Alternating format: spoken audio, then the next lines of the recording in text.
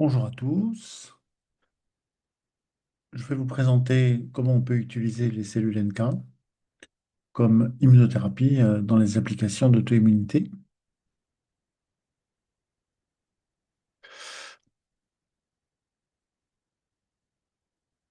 Alors sur l'IHU Immune4Cure, on utilise différents types de cellules comme agents thérapeutiques.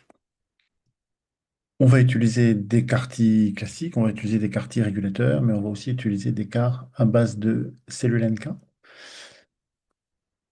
qui vont nous permettre de cibler sélectivement des cellules B. Et puis j'aborderai l'utilisation d'ARN pour faire de la reprogrammation in vivo. Alors, comment cibler des cellules B? Aujourd'hui, il y a une technique très simple. C'est utiliser un anticorps monoclonal, comme le rituximab. Petit à petit, on voit apparaître des nouvelles technologies, qu'on appelle des peptidobodies, ou qu'on appelle aujourd'hui des CAR-T, CD19, qui permet de cibler les B.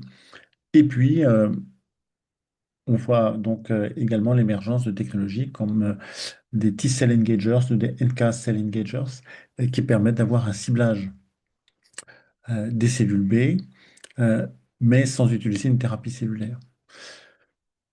Le gros avantage d'une thérapie basée sur l'ANK, c'est que d'une part, on peut utiliser des cellules allogéniques, et donc non pas, comme dans le cas des CAR-T, d'avoir des cellules autologues qu'on doit modifier génétiquement. Donc ici, on a des cellules allogéniques, donc qui sont prêts, qui peuvent être sur le site, congelés, et qu'on va ensuite sortir avant utilisation. On a moins de risques en termes de neurotoxicité ou de réaction immunitaire. On a moins de réactions non désirées, et donc moins de cytotoxicité avec ce type de stratégie. Et d'autre part, les cellules NK, elles ont une demi-vie relativement limitée, contrairement à des CAR-T qui peuvent persister longtemps, et en particulier quand ils sont génétiquement modifiés, ce qui peut engendrer un risque potentiel sur le long terme. Et puis, les cellules NK, elles ne vont pas se multiplier in vivo, contrairement aux cellules CAR-T. Alors, peut-être quelques mots sur la biologie des cellules natural killer. D'abord, il y a plusieurs sous-types de cellules natural killer. Donc, elles sont caractérisées par des capacités d'expression de cytokines, mais également de lyses cytotoxiques qui peuvent être directes ou médiées par des anticorps. Ces cellules expriment un certain nombre de récepteurs, dont CD16, mais pas que, CD56, et en fonction des différents sous-types de la maturation de ces cellules NK, on va pouvoir caractériser des NK2, des NK1, des NK3, qui vont exprimer soit très fortement CD16, soit un peu moins fortement, mais avec une cytotoxicité accrue. Alors, peut-être un petit mot sur les récepteurs exprimés. Alors, ils sont importants parce qu'il y a des récepteurs activateurs et des récepteurs inhibiteurs. Naturellement, on a des cellules NK qui circulent dans l'organisme. Et s'il n'y avait pas un mécanisme de contrôle, de suppression, euh, en particulier l'expression d'HLA, E, d'HLA-G, qui permettent de limiter la cytotoxicité des cellules NK, on aurait une espèce de cytotoxicité permanente. Et donc, c'est important d'avoir un système de régulation. Et donc, je vous ai mis en rouge un certain nombre de marqueurs. Il y a les récepteurs activateurs comme NP46, NK, NP30, CD16. Et puis, ceux-ci peuvent être la cible de NK engagers. Et les récepteurs suppresseurs, eux, on va pouvoir lever l'inhibition en bloquant, par exemple, NKG2A. Et donc tout ça fait partie des constructions biotechnologiques qui permettent d'activer ou de lever la suppression des cellules NK. On y reviendra tout à l'heure. Alors, développer une stratégie thérapeutique basée sur la NK, il y a plusieurs possibilités. Soit on utilise des NK naturels qu'on va administrer, associés potentiellement à des anticorps thérapeutiques comme le rituximab. Donc ça, c'est la stratégie ADCC. Soit on a des CAR-NK, donc on fait exprimer un récepteur chimérique en surface, comme CD19, avec un mécanisme de signalisation et d'activation. Voilà. Soit on utilise des anticorps bispécifiques qui permettent d'activer, d'engager les cellules NK. Alors, on va commencer par la partie combinée à des anticorps thérapeutiques. Il y a le CD16, qui est un récepteur membranaire, qui permet de lier des anticorps et de cibler les cellules B et d'avoir une cytolyse. Alors, les anticorps sont multiples, hein. Bon, il y a le rituximab classique, mais il y en a d'autres qui sont utilisés en oncologie, ou le daratumumab, qui est un anti-CD38 qui permet de cibler les cellules plutôt plasmocytaires. Alors, au laboratoire, on a pu développer différentes technologies, en fait, en montrant qu'on peut armer les cellules NK au préalable. Donc, vous avez une surexpression de l'anticorps thérapeutique, et en particulier, on peut modifier la partie FC de ces anticorps thérapeutiques pour les rendre encore plus fortement liés au CD16. Et c'est le cas, par exemple, sur un rituximab CDH. Donc, il y a une petite mutation qui permet d'armer de façon plus efficace, plus profonde aux cellules NK. Et vous voyez que sur des cellules B circulantes, eh bien, des cellules NK armées vont être très efficaces. On va dépasser 80% de cytolyse en utilisant ce type d'agent thérapeutique. Alors, c'est ce qui est développé par la société Artiva, donc qui développe des NK allogéniques qu'on va pouvoir isoler et administrer aux patients en combinaison avec un anticorps thérapeutique. Et donc aujourd'hui, ils ont plusieurs essais en cours dans la polyarthrite, dans le Sjögren, dans la sclérodermie. Et donc vous voyez un certain nombre d'études, des études qui sont des phases précoces, mais qui sont en développement. Est-ce qu'on peut améliorer la spécificité de ce ciblage? Et en fait, la réponse est oui. Cibler uniquement le CD19, c'est pas un ciblage très sélectif, en sachant que les B auto-humains représentent moins de 0,5% des B circulants. Et donc, il y a plusieurs stratégies pour les cibler. Alors, une des stratégies, c'est de connaître le BCR, donc de connaître l'anticorps qui est produit par ces cellules B. Si on connaît l'anticorps, on connaît l'antigène, et donc on peut faire des constructions qui permettent de cibler sélectivement un B dans la polyarthrite qui exprimerait des anticorps en ACPA ou un B dans le lupus qui exprimerait des anticorps antinucléaires. Alors voilà un exemple où on a pu armer des NK avec ce type de construction et vous voyez qu'on a un ciblage très sélectif, uniquement des B qui expriment des ACPA, contrairement à des B non, qui n'expriment pas ce type d'anticorps. Donc c'est sélectif, c'est très efficace. Et aujourd'hui, donc, il y a des brevets et une entreprise de biotechnologie pour ce développement.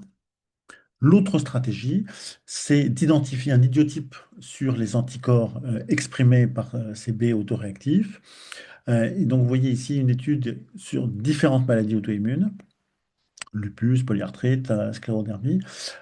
Et vous voyez les différents sous-types de cellules B, plasmablastes, plasmocytes ou cellules B immatures circulantes. Et on voit qu'il y a des réarrangements VDJ qu'on va retrouver de façon beaucoup plus fréquente que dans la population normale chez ces patients. Et donc, on peut ainsi, alors un exemple c'est VH434, mais il y en a d'autres, qui sont un peu différents d'une pathologie à l'autre, qui vont représenter 30-40% des cellules B circulantes autoréactives. Ce sont des réarrangements que normalement on ne retrouve pas chez le sujet sain, ce qu'on appelle des réarrangements germline. Et donc là, il y a une proposition, c'est de développer une stratégie qui permet de cibler ces idiotypes. Donc voici un exemple qui a été présenté à la CER l'an dernier, où on fait un CAR qui exprime sélectivement un anti-9G4 sur des cellules B humaines qui exprimeraient cet idiotype et donc de l'UPIC et montrer que il y a une déplétion possible. Donc voilà une stratégie sélective.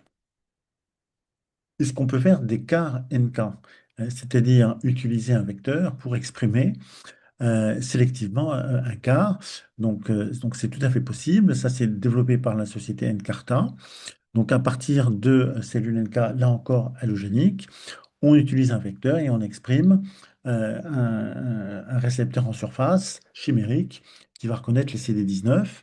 Et avec ce type de stratégie, on a un développement thérapeutique, en particulier dans l'auto-immunité, où donc les cellules sont proposées. Il y a aujourd'hui une étude qui a été publiée l'an dernier, sur des patients lupiques qui avaient en moyenne d'âge 38 ans, qui étaient en échec d'au moins deux traitements, dont un biologique, qui ont été traités par cette stratégie, avec dans près de 70% une obtention de rémission et surtout un faible taux de cytotoxicité ou de neurotoxicité.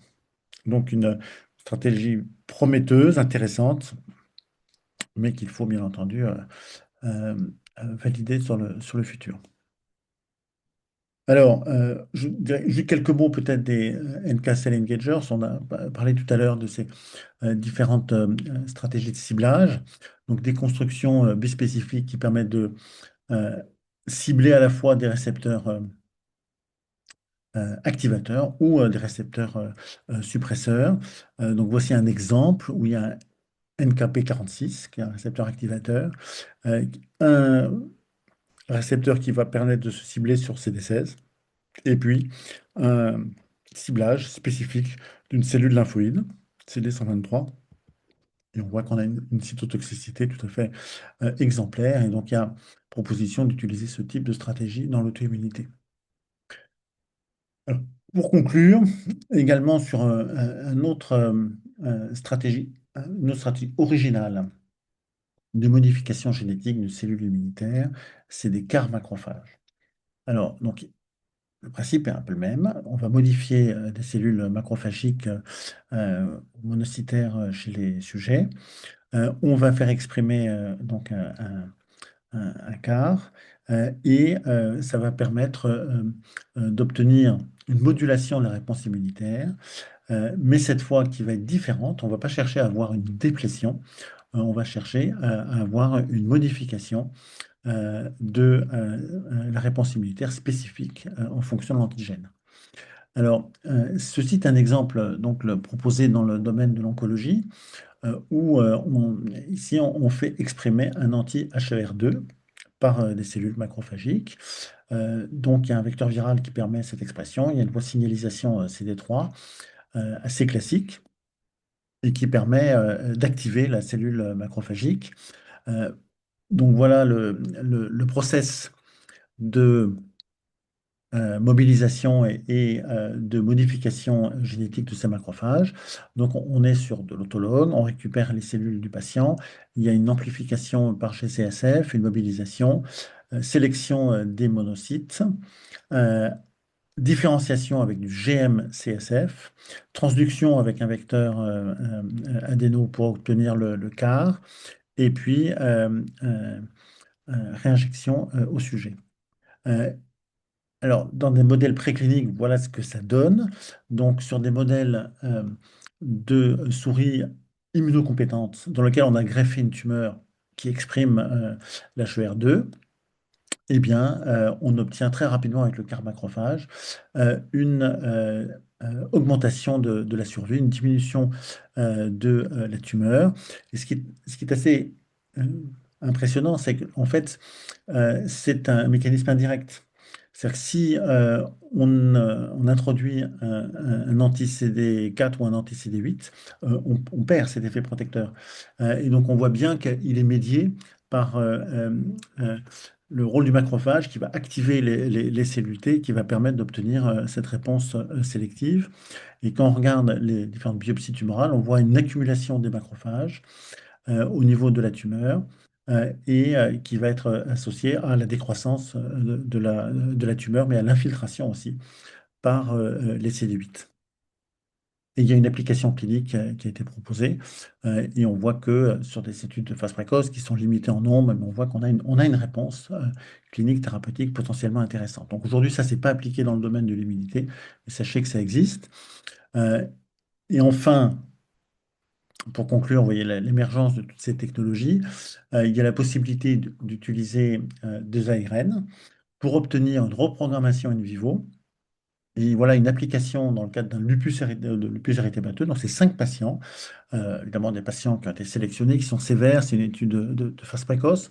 Et ce qu'on voit avec l'injection d'ARN, au bout de 6 heures, on voit des CD8 CAR-T circulants. À peu près au même horaire, on a une déplétion B qui apparaît, et qui va se poursuivre. Il y a un excellent profil de tolérance et avec un nombre limité de patients, mais on voit que on a une réponse thérapeutique chez les 5 patients. On a progressivement une amélioration des scores cliniques et l'obtention euh, de amélioration des indices d'activité. Voilà. Alors, je conclue avec ça. Oui, qu'il y a l'émergence de nouvelles technologies basées sur les NK, basées sur les macrophages, basées sur les injections d'ARN circulant. L'évolution, elle va se faire sur des stratégies ciblées, avec du targeting spécifique sur les cellules B. Euh, alors, la grande question, je ne pourrais pas répondre, c'est dans les 4 5 ans, quelles vont être les thérapeutiques dominantes? Est-ce que ça va être les NK engagers? Est-ce que ça va être les CAR-NK basés sur les T? Est-ce que ça va être la reprogrammation par ARN? Et ce sont les études cliniques qui vont nous permettre de répondre à l'ensemble de ces questions. Alors ici, je voudrais remercier tous les partenaires et les acteurs de l'IHU Immune for Cure, tous les partenaires associés qui travaillent avec nous, Zodroxel, ICEL France, un certain nombre de programmes européens et les collègues impliqués sur les projets sclérodermiques. Et je vous remercie pour votre attention. Je suis bien sûr prêt à prendre toutes vos questions.